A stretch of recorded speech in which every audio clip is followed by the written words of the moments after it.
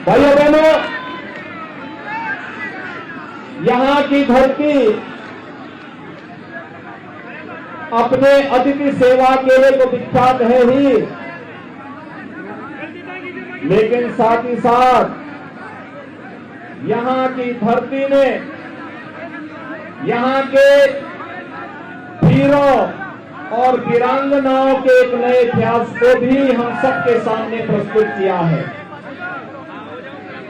भाइयों बहनों, कौन नहीं जानता है कि यहाँ के इतिहास में यहाँ की वीर परंपरा, वीर कुंभा और हांडी रानी के इस पावन धरा बूंदी को कौन ऐसा सच्चा भारतीय होगा जो बारंबार प्रणाम करने की इच्छा न रखता हो। और इस अवसर पर भाइयों बहनों, इस पावन धरा को कोटि कोटि नमन करते हुए मैं आप सबका हृदय से अभिनंदन करता हूं, स्वागत करता हूं। भाइयों बहनों, आज पूरा भारत बदल चुका है। एक नए भारत का दर्शन हो रहा है। एक स्वस्थ भारत, एक समृद्ध भारत, एक विकसित भारत, दुनिया के अंदर अपनी ताकत का एहसास कराने वाला भारत। दुनिया के अंदर भारतीयों का सम्मान बढ़ा है प्रधानमंत्री मोदी जी के कारण, और पूरी दुनिया अपने संकट के समय में भारत की ओर आशा भरी निगाहों से देख करके मानवता के कल्याण की दर्द धरा को बार बार नमन करने के लिए आज उत्सुक दिखाई दे रही है। भाइयों बहनों, ये वही भारत है। कांग्रेस के शासन में घुसपैठ होती थी, आतंकी घटनाएं घटित होती थी, लेकिन भाइयों बहनों, आज के नए भारत में घुसपैठ नहीं, बल्कि आतंकवाद के माद में जाकर के हमारे बहादुर जवान आतंकवादी ठिकानों को तबाह करने का मादा रखते हैं। इस नए भारत को, दुश्मन को उसी की भाषा में जवाब देने की ताकत है। और इसलिए भाइयों बहनों, जब हिंदुस्तान आगे बढ़ रहा है तो राजस्थान तो वीर और वीरांगनाओं की धरती है, भक्ति और शक्ति की धरती है। राजस्थान कैसे इससे वंचित रह सकता है? और इसी के लिए आज मैं आपके पास आया हूं, आपका आह्वान करने के लिए। भाइयों बहनों, राजस्थान ने ठान किया है इस बार परिवर्तन करके फिर से राजस्थान रहेगा, अवश्य परिवर्तन करेगा, ये ठान चुका है। क्योंकि तुष्टीकरण की जिन हदों को पार राजस्थान की कांग्रेस नेतृत्व की सरकार कर चुकी है। भाइयों बहनों, राजस्थान जैसा स्वाभिमानी प्रदेश उसको स्वीकार नहीं कर सकता है और स्वीकार करना भी नहीं चाहिए। मैं तो आपका अभिनंदन करूंगा कि आपने मानधाता बालाजी मंदिर में दर्शन के लिए जो यहाँ की सरकार रोक रही थी, उसके खिलाफ 10 दिनों तक लगातार नाकेबंदी करके सरकार को अपनी ताकत का एहसास कराया। बोले बहनों, मुझे आश्चर्य होता है, ये वही कांग्रेस है, ये वही कांग्रेस है जिसने राम और कृष्ण के अस्तित्व पर भी प्रश्न खड़े किए थे। ये वही तो कांग्रेस है। ये भगवान राम और भगवान कृष्ण के अस्तित्व को नहीं मानती। और भाइयों बहनों, जब भारतीय जनता पार्टी की डबल इंजन की सरकार उत्तर प्रदेश में आई, आपने देखा होगा उत्तर प्रदेश में 500 वर्षों का गुजार समाप्त करके अयोध्या में राम मंदिर के निर्माण का कार्य युद्ध स्तर पर चल रहा है। कोई संदेह है क्या? अयोध्या में राम मंदिर का निर्माण हो रहा है, कोई संदेह नहीं है ना? तो भाइयों बहनों, जब संदेह मोदी जी के किसी कार्य में नहीं है तो फिर राजस्थान में सरकार लाने में भी कोई संदेह नहीं होना चाहिए। सहमत है ना भाइयों बहनों? अगर उत्तर प्रदेश में और केंद्र में भारतीय जनता पार्टी की सरकार नहीं होती तो क्या राम मंदिर का कार्य हो पाता? क्या ये काम कांग्रेस करती? क्या भाइयों बहनों, कांग्रेस आपकी आस्था का सम्मान नहीं कर सकती।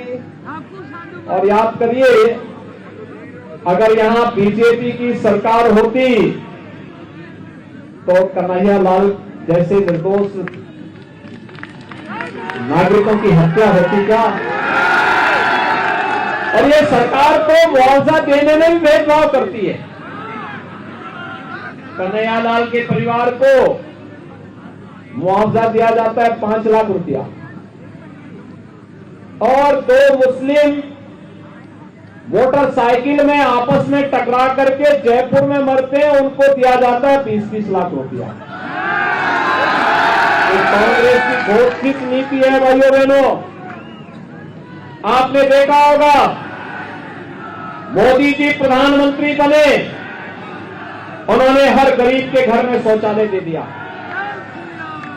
9 वर्ष में 12 लाख गरीबों के घर में शौचालय, 4 करोड़ गरीबों को प्रधानमंत्री आवास योजना, 10 करोड़ लोगों को उज्ज्वला योजना में रसोई गैस के कनेक्शन। भाइयों बहनों, 4 करोड़ गरीबों के घर में बिजली पहुंचाने का कार्य, देश के अंदर हर घर नल की योजना, हर खेत को पानी पहुंचाने की योजना, हर गरीब को 5 लाख रुपए की स्वास्थ्य बीमा का कवर, और यही नहीं, कोरोना कालखंड में फ्री में वैक्सीन, फ्री में टेस्ट, और 80 करोड़ लोगों को फ्री में राशन की सुविधा का लाभ अगले 5 वर्ष तक जारी रहेगा। यह भी मोदी जी के नेतृत्व की सरकार कर रही है।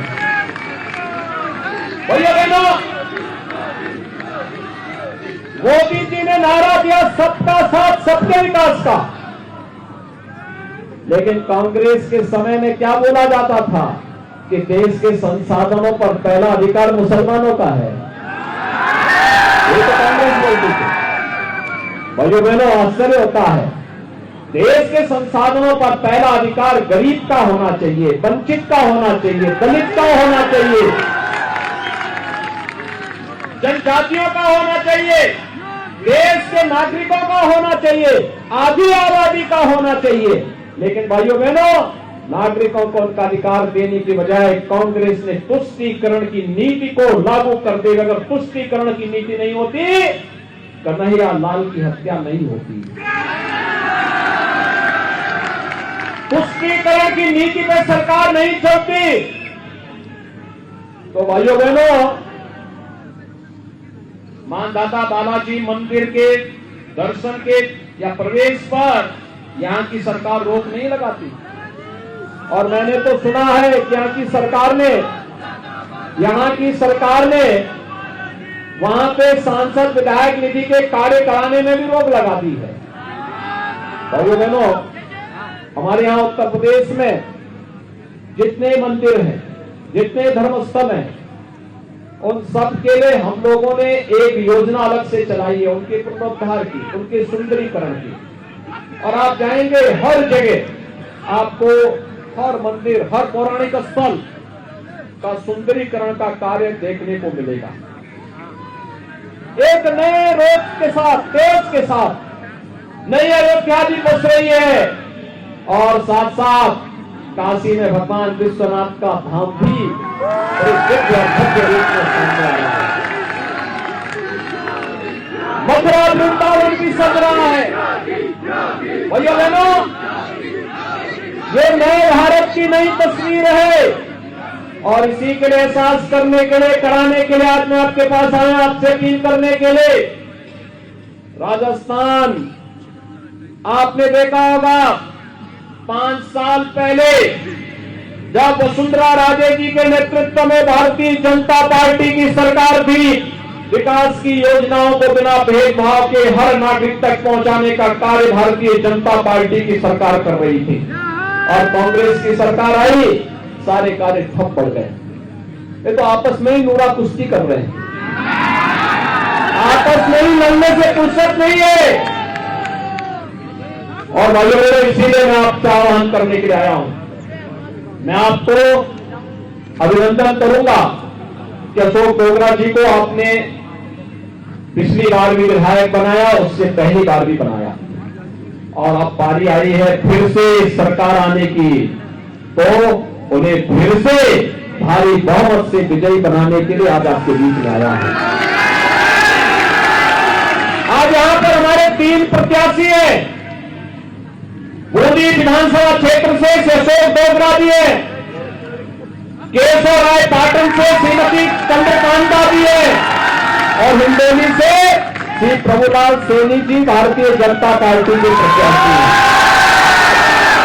तो ये तीनों प्रत्याशी यहां पर हैं और मैं आया आपसे कहने के लिए, भाइयों बहनों, जब हम लोग अयोध्या में राम मंदिर का आंदोलन प्रारंभ कर रहे थे, तब उत्तर प्रदेश में भी और केरल में भी कांग्रेस की सरकारें हुआ करती थी।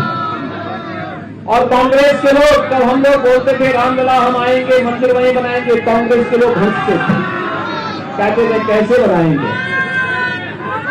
फिर हम लोगों ने नारा दिया उसी दौरान, रामलला हम आएंगे, पहले गुलामी का ढांचा हटाएंगे। और भाइयों बहनों, गुलामी का ढांचा भी हटा। फिर उसके बाद नारा दिया गया रामलला हम आएंगे, मंदिर वहीं बनाएंगे। कांग्रेस के लोग कहते हैं देखो ये लोग केवल वोट लेने के लिए करते हैं, हमने का वोट लेने के लिए नहीं करते हैं, ये साकार लेगा, अवश्य साकार लेगा, एक बार डबल इंजन की सरकार आने दीजिए। और भाइयों बहनों, आज उत्तर प्रदेश में भी बीजेपी की सरकार है, केंद्र में मोदी जी के नेतृत्व की सरकार है, और डबल इंजन की सरकार की ताकत क्या होती है। आज तो 22 जनवरी 2024 को प्रधानमंत्री मोदी जी के कर कमलों से अयोध्या में भव्य राम मंदिर में भगवान राम का गया था।